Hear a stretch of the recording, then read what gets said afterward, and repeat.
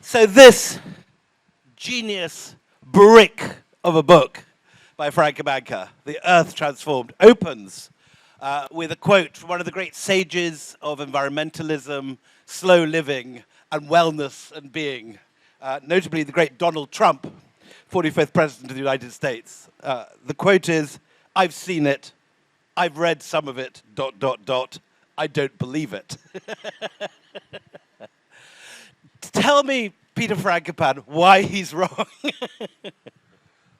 Well, I think we'll probably use up our time. It's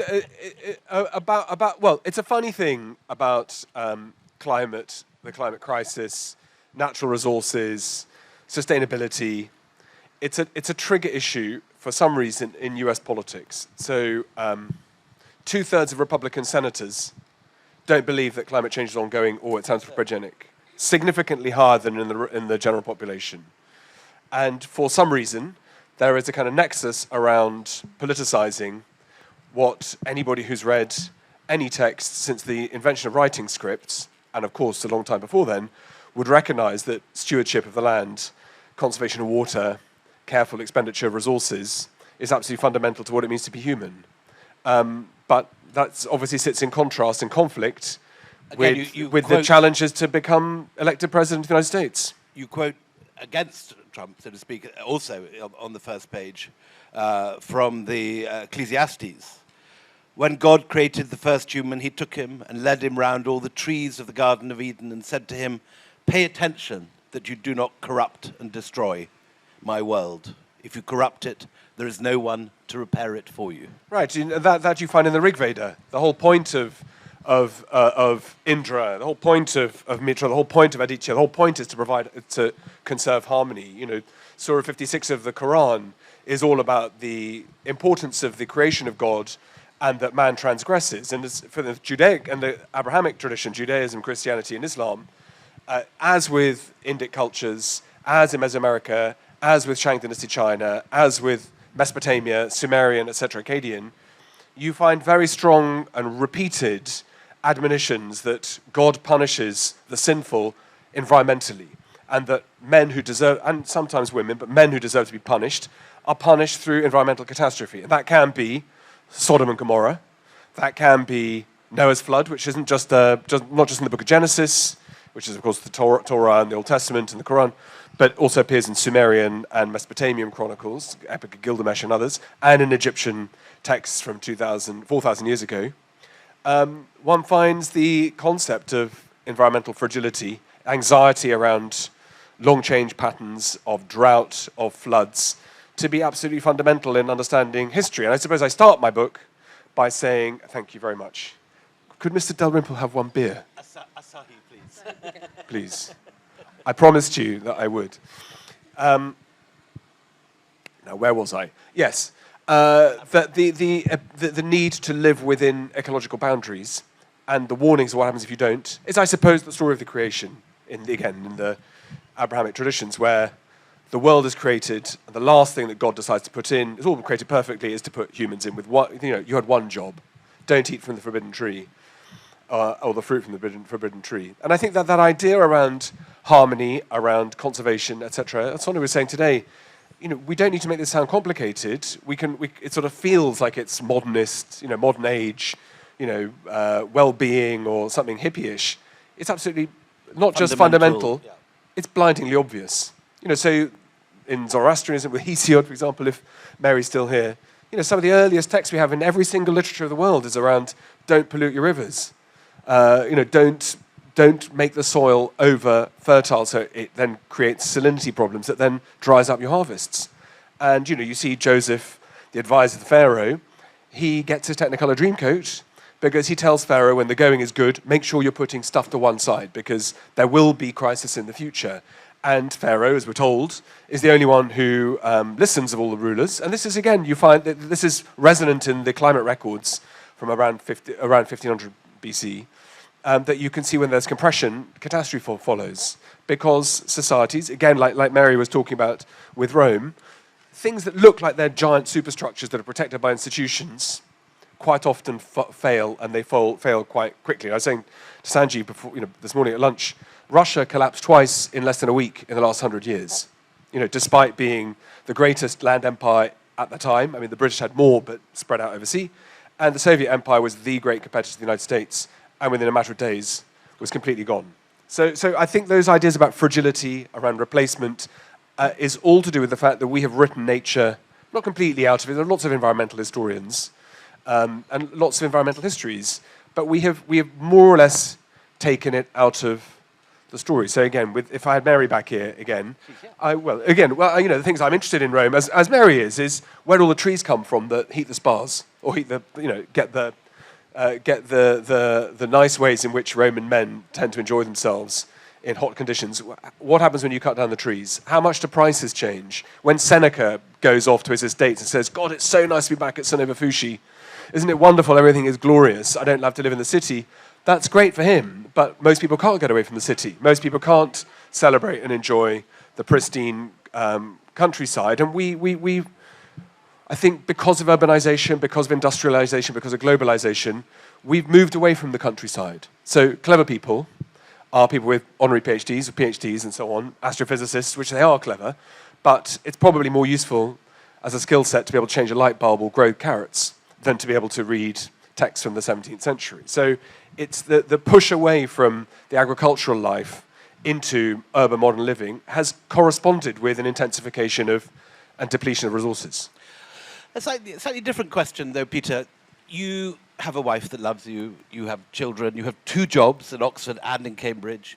Why would you take on a subject as huge as this? This is a vast book. This is the most ambitious book of our times. It involves massive amounts of scientific research. It involves huge amounts of textual research in multiple languages, vast global history, a time scale that includes not only human time but geological time.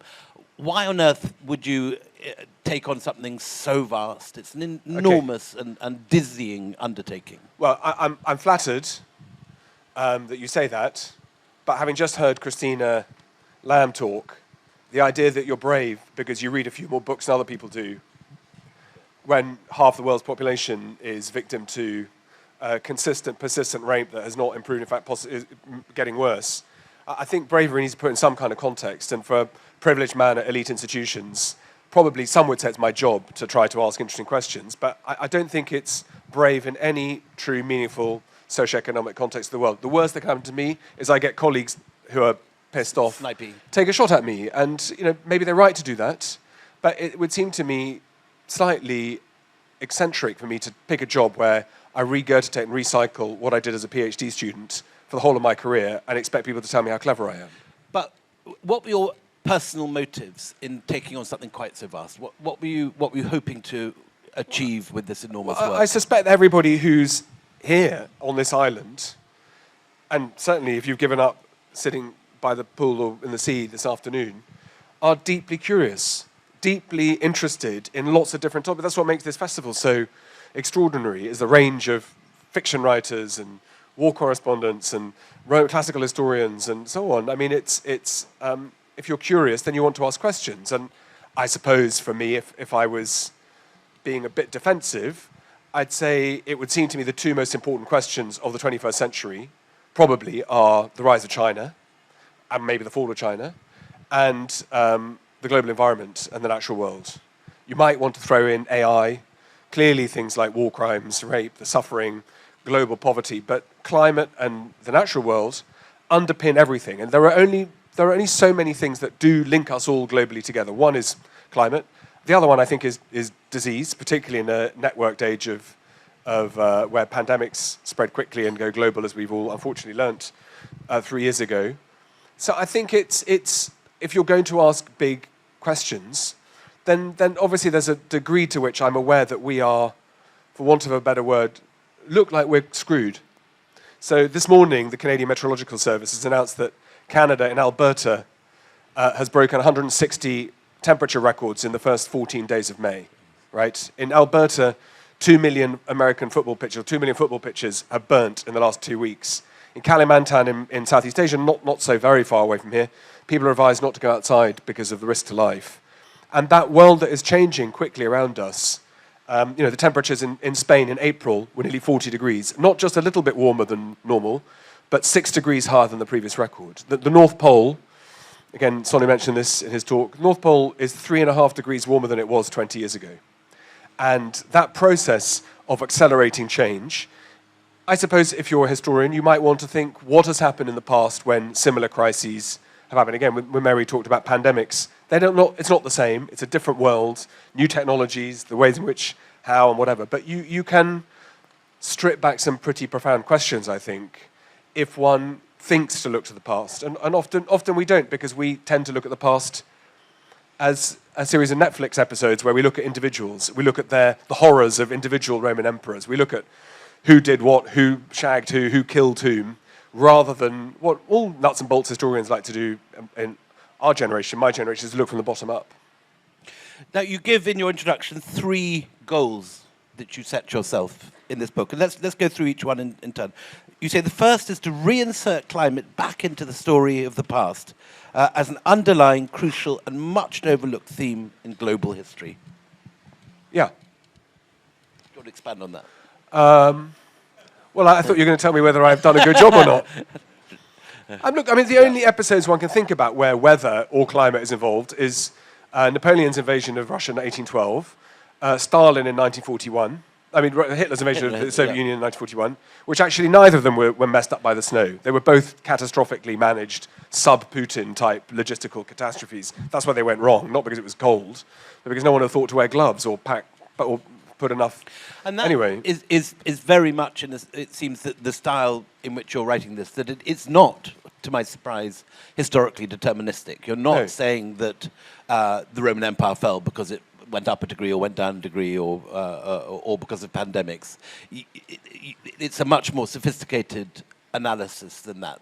That what seems to be a continual theme in your writing is that it's how humans react to climate change rather than the climate change itself that determines the outcome. Yeah, it's not just about climate. My book, climate change is a trigger word. So it's also about the natural world as much as about changes to climate. But I suppose that I'm interested in fragility and risk and breakdown, for good and for bad. I'm interested in large-scale migrations and in sudden disruption. And tracking those disruptions is hugely significant, often because there is a climatic consequence. So for example, and sometimes those are long-run, the way in which the natural world behaves and reacts creates what look like a long shot of connectivity, but are huge. So, for example, the eruption of Santorini or Thera around about 1600 BCE, so 3,500 years ago, we have clever new techniques that allow us to date it more accurately than we ever did before. Most people will know that this is the Devil's Island, as it's called in the... Brings down the Minoans. It brings down the Minoans, which it does. More significant is it triggers a change in the variola virus that is the progenitor of the smallpox virus. And the smallpox virus, after 1900 alone, in the last 120 years before eradication, so between 1900 and 1977, when it was eradicated, killed more than 300 million people. And that would seem a more substantial and significant impact of that volcanic eruption than what happened to the Minotaur. And what happens to Crete as a sort of trading hub that links the Middle East, the Peloponnese, North Africa, and Sicily together. So equally look at disruptions in the ecological world. The Fukushima earthquake that had such devastating effects in 2008. What did? 2008. Right, that one. The terrible one. Had catastrophic impact for people in the suffering. It's impossible to think about the small children who are ushered into the schoolyard and told not to go up to look for safety because the training had been done all wrong. But the direct impact of that was it produced a set of changes in German politics, where the Green lobby went long on the fact that nuclear energy and nuclear power is hugely dangerous. Influenced, of course, by Chernobyl, by the catastrophe in the mid-'80s in the Soviet Union. And Angela Merkel, partly to stay in power, partly because that's what politicians do, moved into that space and said, we're going to shut all German nuclear power plants, which she did which they closed last month, and to say we're going to get our energy needs by building Nord Stream 2 and additional capacity from Russia, which meant that on the eve of the Russian invasion of Ukraine, Germany imported about 60% of its energy directly from Russia. And clearly that went into some of the botched strategic thinking, behind why Putin went into Ukraine, on the belief that there would be dependency. The Russian TV channels all talked about the fact we're going to eat grasshoppers and cockroaches, we're going to have people starving in over the winter, that governments would fall, there'd be anarchy, there'd be revolutions. And that was obviously didn't quite work, partly because we in Europe screwed the developing world by turning around LNG tankers that were about to offload in Pakistan and rebuying cargoes that then weren't delivered to people who were perhaps more needy than we were, to overfill our own supply tanks.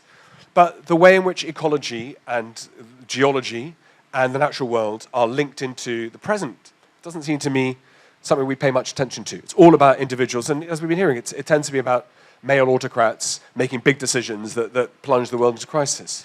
One of the other themes that seems to run through the book is the sheer complexity and the global nature of what's going on. So what may be a catastrophe in one part of the world, the drying out of the Sahara, leads in another part of the world to the greening of the steppe, or the retreat of the ice leads to a flooding, yet another global warming crisis when the ice caps flood, but which brings greens the Antarctic in earlier phases. So they're winners and losers. And that makes the modern age totally different to anything in history. And I know that I'm here to talk about the history, so we'll go backwards in time. But for the first time ever, the whole world is warming at the same time. That doesn't happen in the so-called Little Ice Age and the Roman climate optimum, all these snappy labels that apply typically, often to regions, sometimes to connected regions, but as people like Nicholas Purcell and Peregrine Horton have written, in the Mediterranean, ecologies differ from bay to bay. Weather systems are not spread out over all of Europe. What's different today is that 98% of the measured world is warming at the same time. And the only place we don't have data for, the missing 2%, is the Antarctic, where it looks like that things may be moving a bit more slowly. But that congruity and homogeneity is extremely unusual. But in that past, winners and losers all do different things. So, for example, around about the 800s, what's often called the Viking Age is partly triggered by, and I'll say whether, stop me if it's too long an answer, right? But the Viking Age is partly triggered from a set of disruptions that come as a result of the Justinianic plague. So in the 530s, there's a series of sort of machine gun volcanic eruptions in Alaska. This was one of your possibly early, Kamchatka. I remember one of the first hints of where you were heading in this book was Right. a series of articles you wrote on the Justinianic plague. And what happens with the ejection of vast amounts of sulfates and aerosols into the atmosphere is it triggers lots of different things. A lot depends on precise latitude of volcano, what time of year it erupts, how powerful it is, etc. There's a whole set of variables. Clive Oppenheimer, my colleague at Cambridge, has got a new book that's coming out that talks about just this, and it's magnificent. But what that does is it unlocks change to the Yersinia pestis bacterium, which is the underlying pathogen behind plague. And the Justinianic plague, you'll have read a lot about that during the pandemic, how it spreads into Europe. Probably 30-40% of the population die, although some of my colleagues have a slightly more bullish view and think it's much smaller than that. Some of your colleagues died, but no. But we now have, thanks to DNA sequencing, we can start to pick up Justinianic and also Black Death, possibly in West Africa, possibly in northern India, also in China, in places that we didn't think that there'd been a signature because of new techniques. One of the things that's more interesting than population loss is that it firms up those breakdowns of the Roman Western provinces and disconnects all the different constituent parts of what we now think of or call Europe. One of those things is in Scandinavia, which to all intents and purposes becomes cut off from all the networks that brought small amounts, but regular amounts of goods from the Rhine, from Germany, and from beyond. And that prompts a series of social changes that last for 4 or 5 generations of a rapid consolidation of land holdings. Fewer people, the elites manage to get more power for themselves. They're able to widen access to their own land holdings through marriage, through force. They boot people off. And that creates the context for the Vikings. Because I talked about with you yesterday over lunch, the question is always about timing. Where are the Vikings before, actually it's a bit earlier now with DNA sequencing, it's now 690s rather than maybe 100 years later. Why do these guys not cross the North Sea on longships 300, 400, 500 years beforehand? And the trigger is all to do with socioeconomic change. And of course, because there's consolidation of land holdings, combined with opening up of a warming world, warming North Atlantic that pushes fish stocks further north. Places like Iceland and Greenland come into play. And the first settlers, they're all men. They bring women they rape from Scotland, from Ireland, from the Orkneys, from the Outer Hebrides. We can see that from DNA sequencing too. So you can see absolutely who's coming from where. You start having Viking sagas or Icelandic sagas that start to write about, like tourism guides. Come to Iceland, there's more land than you could possibly want. PR agency. The villas here are magnificent, there's more space than you want. And not surprisingly, Iceland gets over-chieftained because all the big shots come from Norway and Scandinavia, particularly Norway, and then they want the same elite power that they have in Iceland, and that's bad for long-term power, but that's one reason why Iceland gets the first parliament, because these big magnates go together. So all of these things have a context which is not determined by the natural world, but it's put into reconnections and networks and trading systems. With the Vikings, the two big things that the Vikings do is they have access to walrus hide, which is the primary constituent component behind rope, and walrus teeth, which is a cheaper and more malleable version of elephant ivory to create religious art. And as Europe starts to catch up... And the nice Lewis chessmen, too. Yes, and because, as I've written about before, the galvanization of silver that act as a kind of steroid into the European monetary systems because of Silk Roads and slave routes connecting Central Asia, large demographic locations like Merv, like Samarra, like Baghdad, like Damascus, into putting a shot into getting European trade going. Europe goes from having been a series of small little, to use a better word, shitty, localized trading networks like Comacchio, Birka, Verdun, where your radiuses of 20, 30 miles, to suddenly the early Middle Ages where people's fields of vision starts to expand. So none of that is because of climate or nature, but you can't write that history without it. Now, in the last 5 minutes, you mentioned DNA sequencing and various other scientific techniques. You say here when you're laying out your goals that you aim to expand the horizons of how we look at history. You're using new techniques and changing the writing of history as well. Could you talk about some of the new techniques that you've brought to bear in this work? It's probably slightly hyperbolic, but I think I'm in the most important generation of conceptualization of history since the invention of writing scripts. I mean, there are lots of ways in which we understand the world better, including women, for example, including minorities, including, all sorts of different pyramids. But the availability of new materials through scientific data I will be the last generation of historian that will do PhDs in advanced research without having competency in maths, plant sciences, biological sciences, genetics, geochemistry, geophysics. You can't do it. And that's a real problem for a subject like mine, where linguistic ability is both expensive to acquire and is not rewarded by the academy. Because there are, as talking last night with Mary Beard, there are no slots of people who have who open up new talent, new sets of data. But the materials that are moving so fast for example, if you're writing about the Black Death, for the last 700 years writing about it, you would rely on chronicles written in Ireland. You'd rely on a little bit of archaeological evidence, of which there's not much, a couple of dead bodies in Bavaria. But you'd essentially be relying on written records. Now, as of 4 years ago, the phylogenetic tree that underpins the Black Death, we can see that it goes through what's called a Big Bang moment, about 30 years before the Black Death takes part, where the Yersinia pestis bacterium splits into 4 branches. And the ability to see that in time, in scale, in accuracy, is completely transformational to how we think about history. And it's a real problem. In our world, in the UK, you do humanities or you do STEM.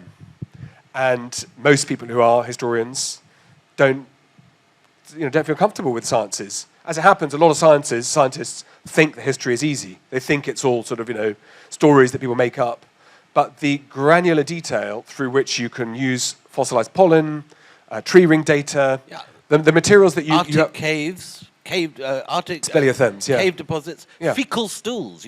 Colleagues looking at stools. So there's a project I'm a bit involved in Bristol, which measures the deposits of the shit done by, when sailors come back, amongst the many things they do is they defecate, because everyone has to defecate, even the late Queen, and I dare say the new King.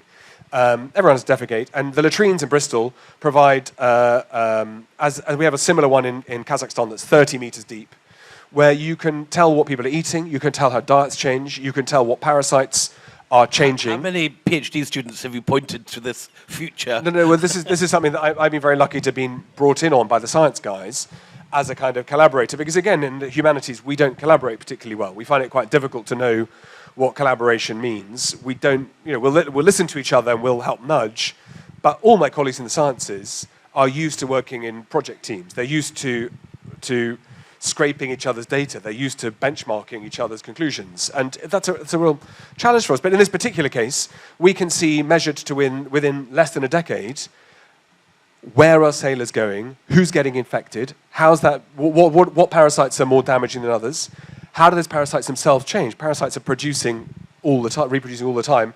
One generation for us humans is every 20 or 25 years.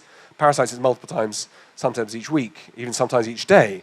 So you have a sudden set of completely different data. So settlement of the British Isles, hugely controversial topic because of modern politics, but you can't write about this by the Romans came here or the Danes or whatever. You can measure how admixtures, where they come from, when they change, and you can precise the dates on that. The difference, when I was doing Viking history, it was all about place names, Thorpes and Bees. Right, that's important. And now it's genomes. It doesn't knock it out, but it's a whole extra level of depth. And in India, those questions of who are we, where do peoples in India come from, and the disaggregation of different parts of the population, it's a hugely sensitive, almost dangerous topic to talk about. And it's hard to work out how to land nuance into things that are more simplified, right?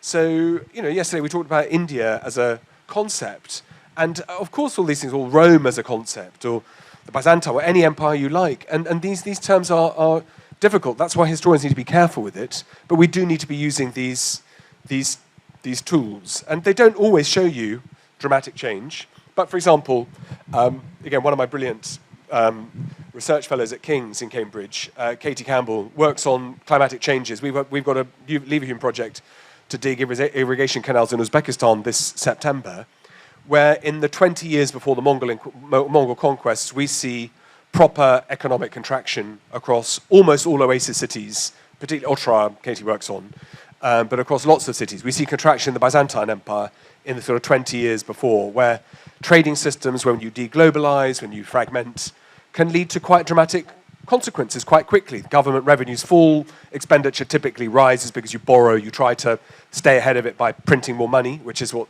the US government's doing, which is what we all did during COVID. That's what the Byzantines do. That's what the Ilkhanids do, or the predecessors of the Ilkhanids in Persia.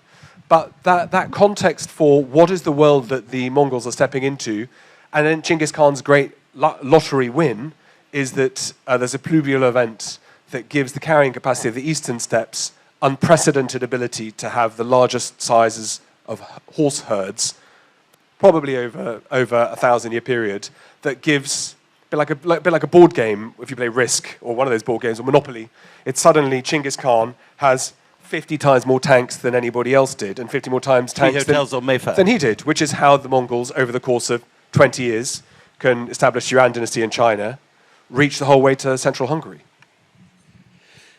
There seems to be, there's one of the extraordinary things in the book is just the sheer scale of it. The fact that, you talk about not 1, 2, 3, or 4, but 6 mass extinctions, which we are now maybe on the 6th. So this enormous scale of time, which is I think we're not maybe on the 6th. That's not my words. There's 5 mass extinctions I can't do anything about. That's meteors knocking out the dinosaurs or some of the dinosaurs. That's volcanic eruptions that last for tens of thousands of years.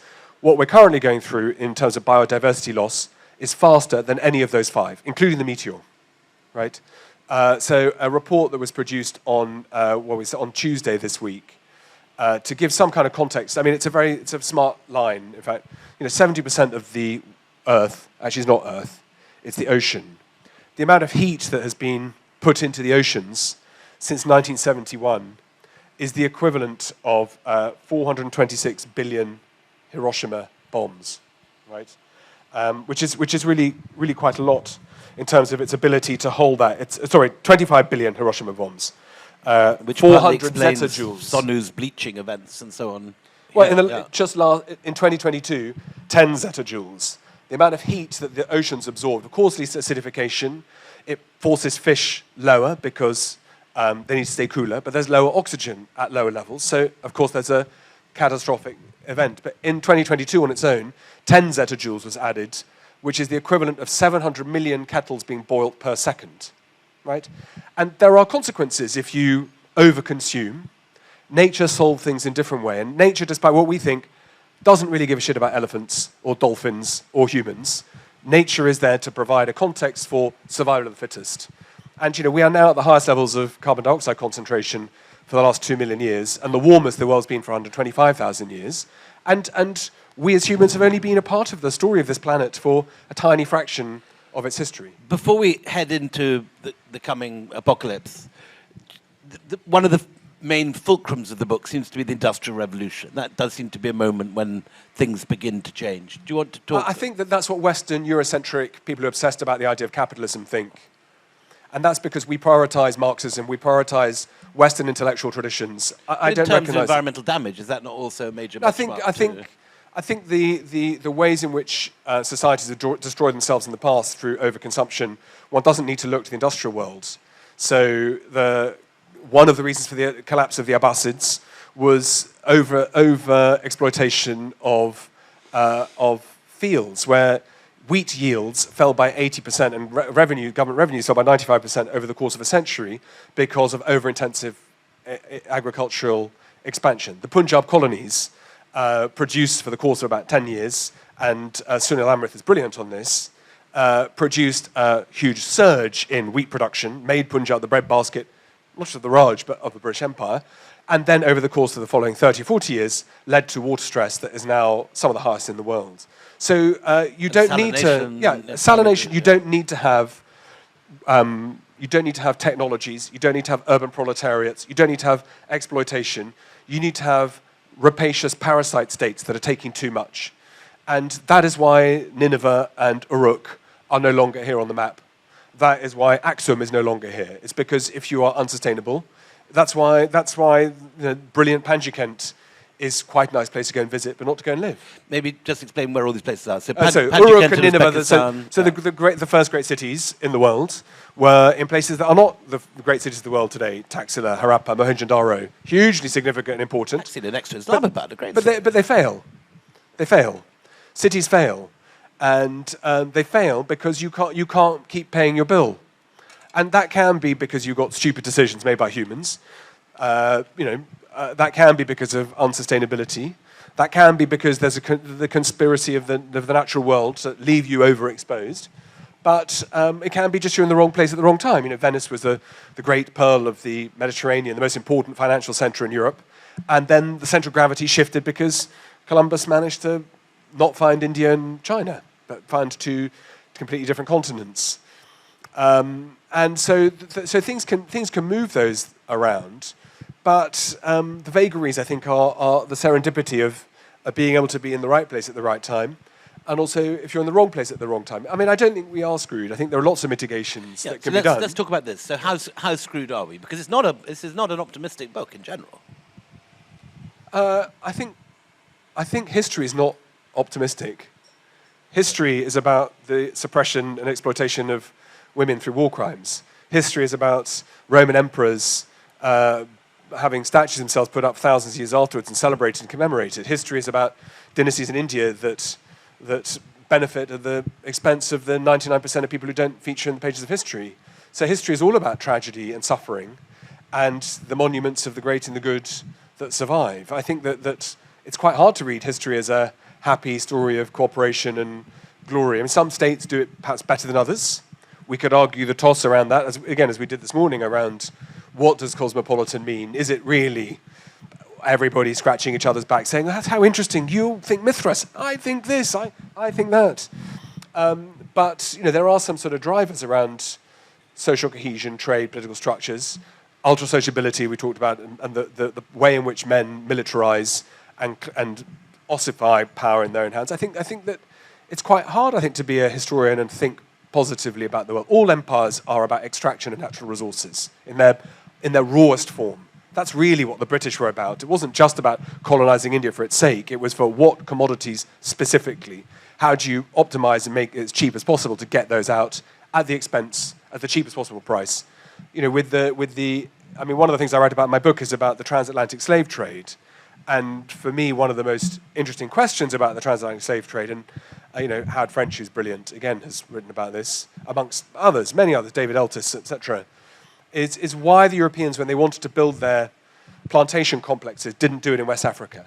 Why go to all the cost and trouble of having to do this on the other side of the Atlantic, which is much further away, it's more expensive to reach, there's no infrastructure, whereas West Africa has not identical, but similar soils, could have lent itself to sugar and coffee, cocoa, all the things that are later primary products in West Africa.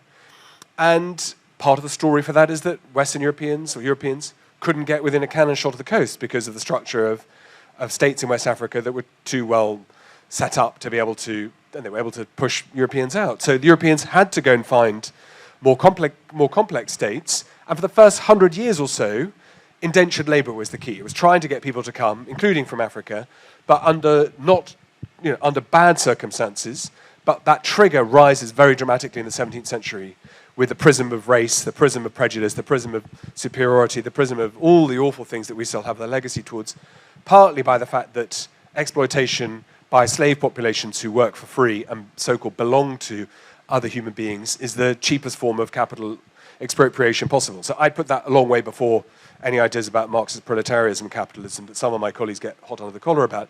But even in that case, one of the horrific things going through some of the research and some of the genetics on West Africa is that peoples who have some of the populations in West Africa have a genetic mutation that's datable back to about 4,500 years, which gives high levels of inflammatory response to infectious disease, or some infectious disease, in particular malaria.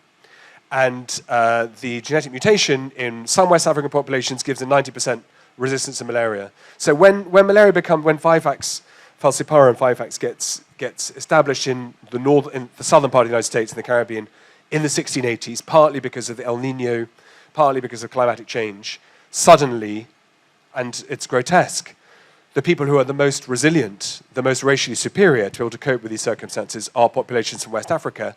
And although at the time, slave buyers and traders weren't able to understand why that was the case, the prices for people and human beings from these regions was much, much higher than those that weren't. So the settlement of now what's the southern part of the United States, which has a dramatic impact on presidential elections, on the way in which the 19th, 20th centuries were shaped, all connected to things that are to do with natural histories, with disease environments, with ways in which the human beings and the way in which we've related ourselves to the natural world. So, looking forward, I mean, obviously, I follow your Twitter feed every week. There's some new record. Today you had one this morning in Alberta. Last week it was in Italy, and so on. How is it too late? Are we doomed as a species? Have we fucked ourselves?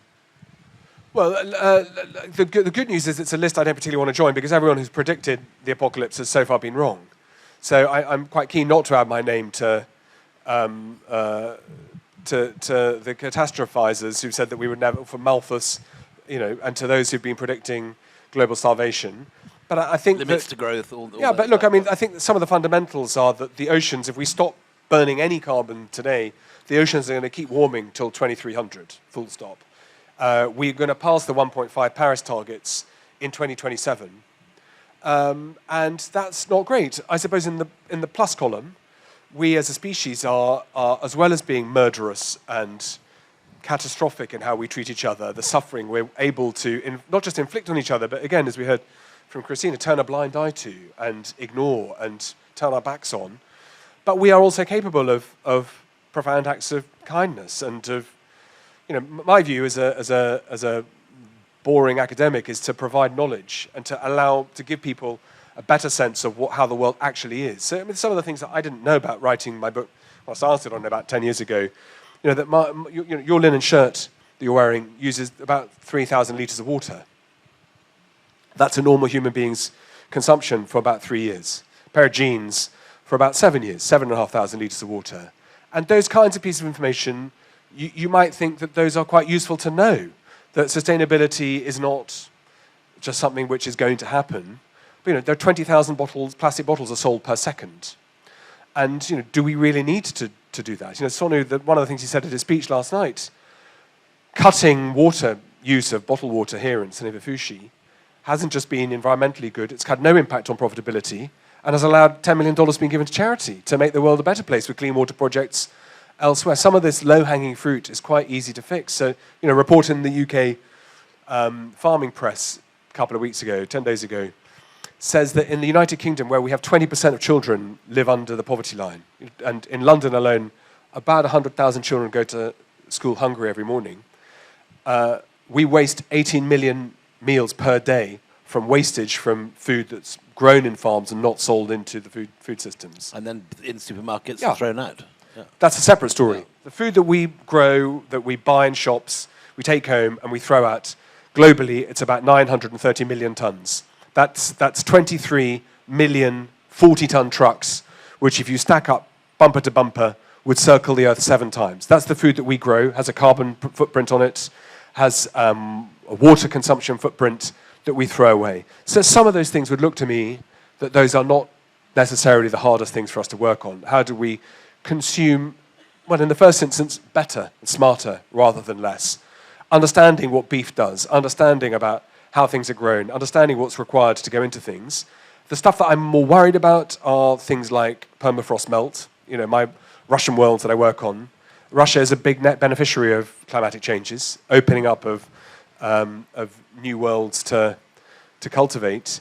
But the permafrost will release and is releasing methane, and methane is much more dangerous than carbon dioxide, and is being and will be released in a scale that will accelerate much, much more quickly. So there will be mitigation. There are lots of scientists talking about intervention. I was with Sir David King, who was chief scientific advisor to Theresa May on Friday in Oxford. And he's working on genius ideas of scientists trying to work out how to control and modify climate. And that's what all of our ancestors used to do. That's why you made offerings to the gods. You were trying to buy the good favor. And climate intervention tactics were first being used by the US Army in the 1830s. Right? So we've been trying to manipulate the weather through science rather than just through prayer for 200 years. Some of the programs on that are pretty advanced. No rain during the Beijing Olympics thanks to cloud seeding. The Vietnam War through Project Popeye, through an intervention through changing Indian monsoon systems in the 1960s. And these programs have got more advanced, much bigger, lots of money going in places like Saudi Arabia, UAE, into how do you produce water for yourself. And we talked a bit about that in the first, yesterday. One person winning will mean someone else losing. And again, in my Central Asian world, the number one question of geosecurity is about water scarcity. All the glaciers in Tajikistan gone by 2050. And it's not just a Central Asia story. In Europe, just to put it into context, 10 years ago, 20% of the EU, 19% of the EU was water stressed. 12 years ago. We're now at a higher level than that, and we're not going to be able to keep up. So there are ways in which mitigation will happen. We should be pragmatic. We shouldn't be scared, but we need to act quite quickly, I think. But if you were to ask me what's going to make me scared sleeping at night this evening, it's probably more likely escalation nuclear, AI and its potential capacities, volcanic eruptions, and particularly emerging infectious diseases. So there are about 600 emerging infectious diseases. 2/3 of those are highly susceptible to climatic changes, almost all to warming worlds. And the coronavirus was a pretty good dry run for something that was awful. Officially, according to WHO, 7.5 million people died, maybe double, probably. But in the scheme of what we've seen in the past, that would be a lot higher. And hopefully, we will learn from those histories. My own experience of giving some advice to a few governments in the world, I'd be amazed if we did. So my final line in the book is, as a historian, I wouldn't bet on it in terms of solving problems, because we as human beings are quite good at producing things like the Holocaust, like partition, like the suffering in China through starvation of maybe 50 million people during the Great Leap Forward, of the horrors of Bolshevism and what it did. We are capable of these in North America, indigenous population fell by 85% in the 100 years after the Europeans arrived. So that is our hinterland of what history actually looks like, which is catastrophe and disaster, always within a natural world and environmental context. So we shouldn't expect something different. On that optimistic note, has anyone got any questions? And can we have a loud round of applause, please, for the great Professor Peter Frankopan?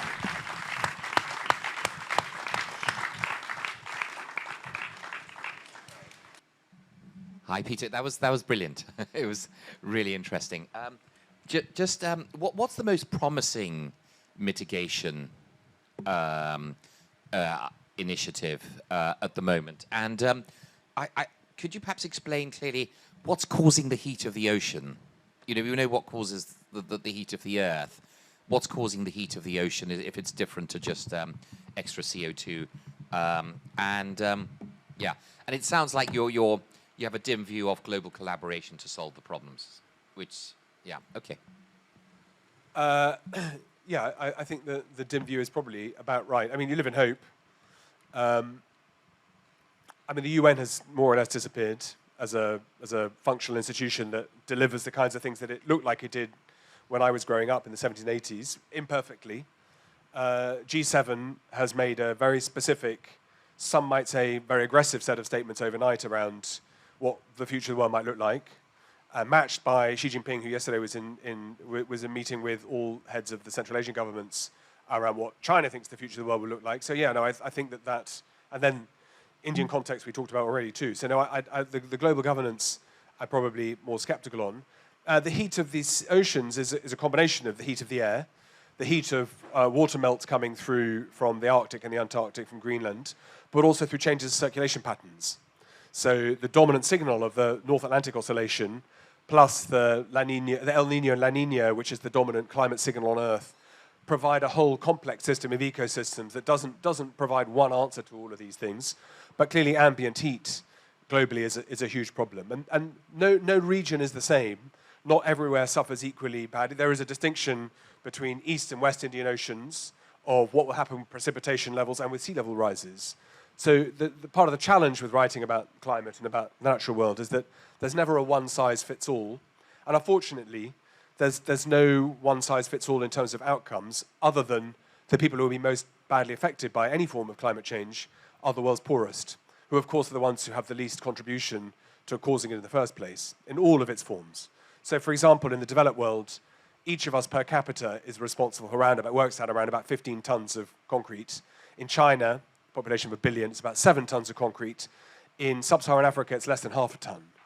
And sub-Saharan Africa has the least developed infrastructure at the moment to be able to cope, the least amount of any region on Earth of investment into clean and green technology, including water. And that means that if and when there are challenges, that comes quickest. So some of the things with a warming ocean affect marine biodiversity. Some affect rising sea levels. But above all, they change these sensitive global heat patterns. So one of the things that's happened because of the warming North Pole is that you find the jet stream that was kept in place, used to be kept trapped by these cold winds at the north. Because the temperature has got so much warmer, again, in British Columbia, the temperature measured at 49 degrees centigrade 6 months ago. It means that the hot air now meanders and drifts down and doesn't just produce warming, it can produce these devastating freezes that we saw snow in LA in March. So I think there are all sorts of ways in which these contexts will share themselves out. Here, you in the Maldives, have survived ingeniously through adaptation of architectures, conservation of reef technologies, what you're doing here with the corals, which will try to have a symbiosis. It's not just about man or woman or human solving problems. It's about working in interactions with these modifications that biodiversity does around you. Oh, most problems mitigation. I suspect, like AI, it'll be out of our hands. From settling other planets, it looks to me a bit of a long shot. That let's discard this Earth and see if we can clear off somewhere else. But I think that the money and new technologies that are behind some of the attempts to cloud seed and attempts to put foil in outer space will be done either through state-backed and state-influenced national security objectives, or through private capital that will place where the greatest returns are, which will be the developed world and the richest and shareholders. Again, something you talked about today. It's not just about returning money to those who have got capital to expend. And I think that is a challenge. But most of the starting block, even the cloud seeding, is not particularly well developed. There are quite a few classified US projects. In 1996, the US Air Force said it was a national security imperative that within the next 10 years, the United States needed to be able to control weather. And so there are things that have been developed behind the scenes, but I suspect they are less exciting than we might think. Peter, quick one. Obviously, liberal ideas have been a good incubator for our approach to tackling climate, etc. But to cite a project I heard of a few years ago which sounded genius and which I was prepared to back, which was installing for humans in areas of water stress, water bores, which were operated by children's roundabouts that we used to see in playgrounds. And so you could hop on and pump water out of the ground. This was quickly deemed an act of slavery for the children who were likely to be doing that. And so the project was stopped. The question is, in researching this and in general, how much entropy do you find from the human world? Are we taking one step forward and two back because of our now overly liberal ideas? Okay, so so much water was taken from the water table in northern India that the position of the poles has moved. Measurably. The position of the poles moved because the tectonic plates have shifted because of water extraction. So much water has been extracted from the eastern coast of the United States that the problem in some parts of Maine, Massachusetts, and North Carolina is not just rising sea levels, is that the Earth has sunk by more than 30 centimeters in the last 50 years, directly because of over-extraction of water. So there's no quick fix that if we can get stuff out better and quicker and cheaper. It's about conserving. And I think there are probably two answers to that. One is, how do we use what we've got better? And then how do you mitigate and intervene? And a lot of the scientists that I've been talking to in the last 2 or 3 years have moved away from mitigation because their view is it's too late.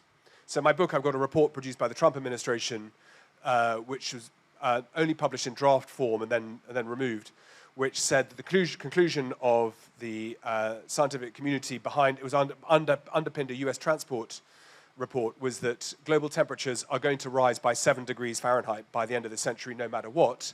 So there's just no point worrying about transition to EVs, electric cars. It should be bracing for higher levels of compression rather than trying to stand in the way of how do we make a bad situation slightly less bad. So some of the scientists are now thinking, what are the interventions that are pulling the emergency plug? So it's not just putting the brakes on, it's strapping parachutes to the back of the car to try to make you slow down even faster.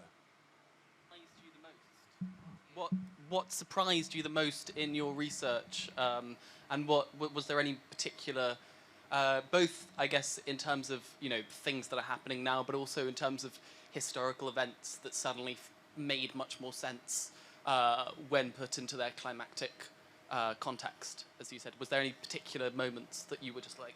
Well, every author here, including you, knows that the thing that most surprises you is you get the bloody thing finished. I mean, the process is not, I don't find easy. I mean, that's a sort of slight aside. I suppose, I mean, it ties in with, I mean, what's lovely about this event is the first thing that comes to my mind are things that other authors have said here, right? One is DBC yesterday in his speech saying, the mathematical odds of us being here are, each of us, can't be calculated. And Priya, when we went up to look at the stars with her the other night before she went back, saying, we are one tiny speck in a set of trillions of galaxies and stars. And I think writing it, particularly when I was writing about the sort of prehistory, the kind of geological history, of thinking, God, there really are, there's no reason to ever feel too sorry for myself. Writing about failure, catastrophe, famine, disaster, the horrors, and thinking, we need to be grateful. We should live in the moment for the joys we have, the happiness that we can celebrate. We've got to be worried about the future. But I think that really was important of the kind of, however bad things might be, and they might not be, we will find ways of mitigating lots of different things and do things well, maybe not everything, but how blessed we are to have our world and to inherit the good bit. So let's not set fire to ourselves. And as a child of the Cold War, we thought the Cold War had ended in 1990, maybe fall of the Soviet Union, 91. It's come as a real shock to us that these last 30 years have seemed to have evaporated. Coronavirus played a part, climate change played a part, new technologies played a part. And I think that has been the thing that I've been most focused, in the background humming when I've been writing this, has been how can you choose when you're getting on okay to gamble it on autocratic rule that digs in, or democracies that pander to the lowest common denominator that wants breakages, rather than finding a way which we can all recognize difference. And that self-destruct button that I feel very strongly at the moment, global fragmentation and so on, which I'm hoping I'm wrong, maybe it all gets better. But I think I've been very conscious of writing in long periods of peace. There's long periods of empires where you don't have dramatic Roman emperors or Maharajas. You don't have the catastrophic events. You have the bits that Hegel says, the pages of history that are blank, because no one cares about the stuff where it's good news. Again, to Christina's point and Sonu's point about the news cycle, the bits where people get on and rise in parallel are the golden moments. And getting that light and darkness calibrated has been there the whole way through what I've been writing.